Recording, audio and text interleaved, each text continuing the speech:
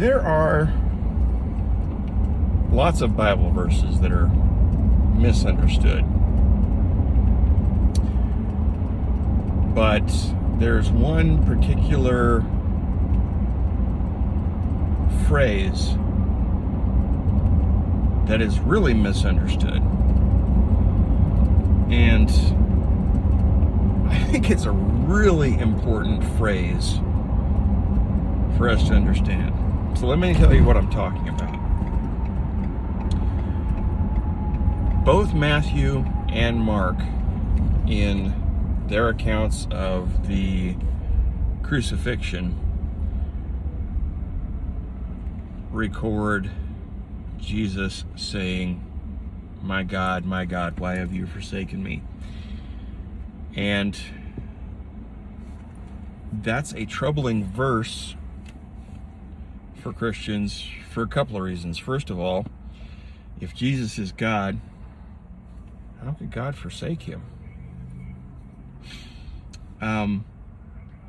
And also because that is used by skeptics and critics of Christianity to say that Jesus wasn't God. Particularly people that are Mormons, Jehovah's Witnesses, Muslims, and atheists have all used this to say that Christians are wrong, that Jesus wasn't God, that the doctrine of the Trinity is incorrect. And they're wrong.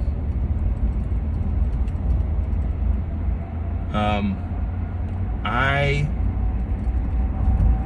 need to explain a few things to you, though, before I can explain to you why they're wrong, okay? If you don't know, chapters and verses were not originally part of the Bible. When Paul was writing his letters, he didn't say, Romans chapter 1,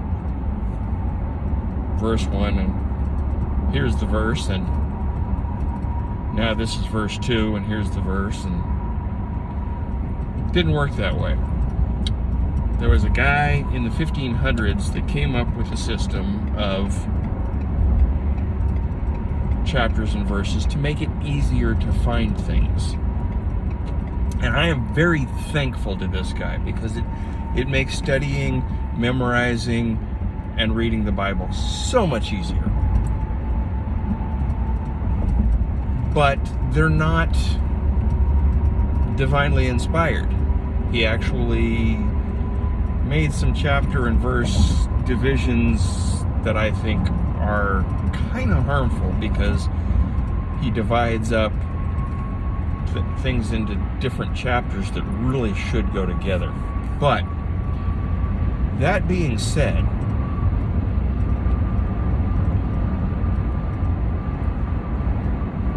they weren't always there. And in Jesus's day and before, and presumably after, how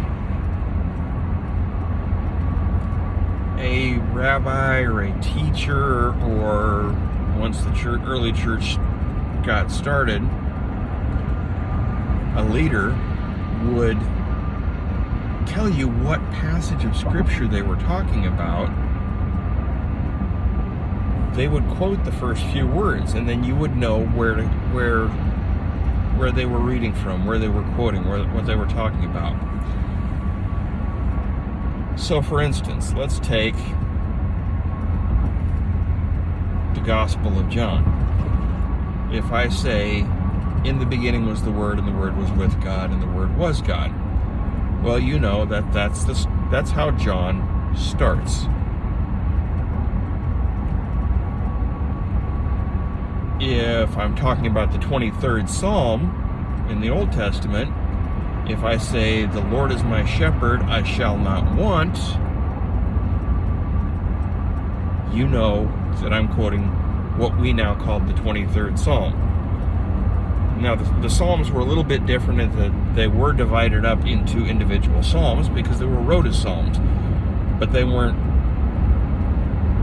they still didn't have verses. So when Jesus is on the cross, and he says, my God, why have you forsaken me?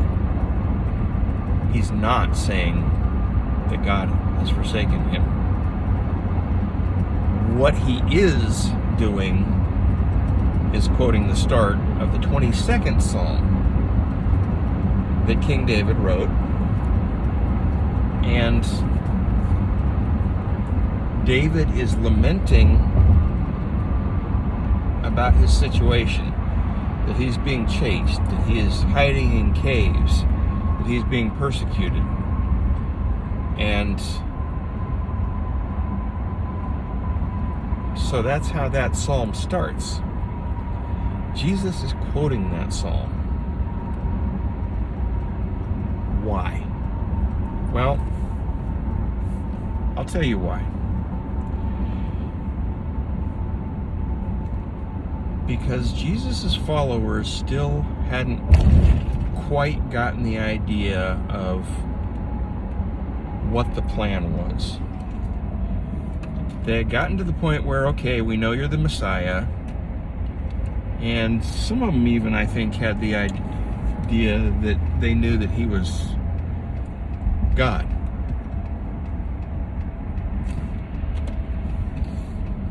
But they were expecting him to establish a physical kingdom, and that's not what he was doing, at least not yet. That comes in the future. But what he was doing was reassuring them.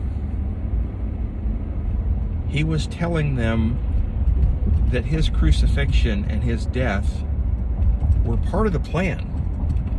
That he knew ahead of time that he was going to be crucified. In fact, King David had prophetically written about it way before Jesus came to earth as a baby. If you read the 22nd Psalm, it's a prophetic psalm about the Messiah. It's a prophetic psalm about Jesus. And one of the things that is stated in there is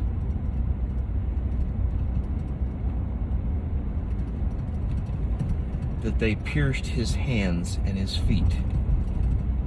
So Jesus is saying, King David predicted my crucifixion. This is part of the plan.